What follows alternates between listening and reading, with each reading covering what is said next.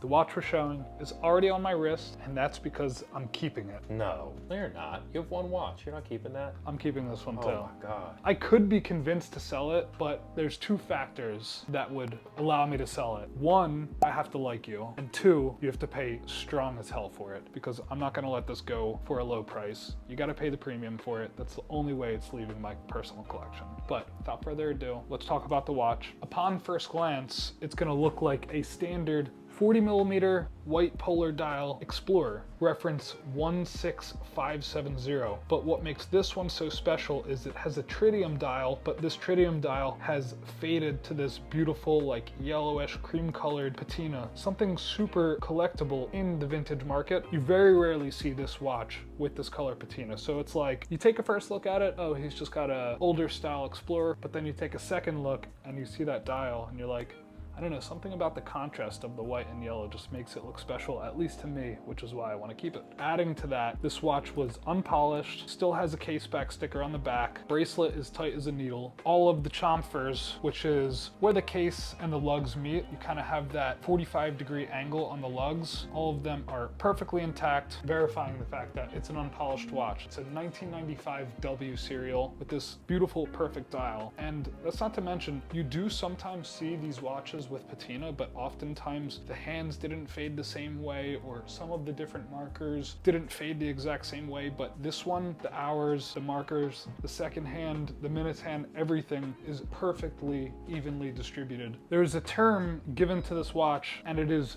cicci di mai, which is an Italian word that means corn kernels. So I guess an Italian collector must have coined it that name because the colors that the dial would produce resembled kernels of corn. But all that being said, definitely one of the coolest Explorers that I've ever had in the store. If I decide to sell it, the price will be over $10,000. Sure, you can get a standard white dial Explorer in the $7,000 range. How much more is this dial worth to you? Is it worth $3,000 or $4,000 premium? To some, it's an easy yes, and to some, it's an easy no. So what do you guys think?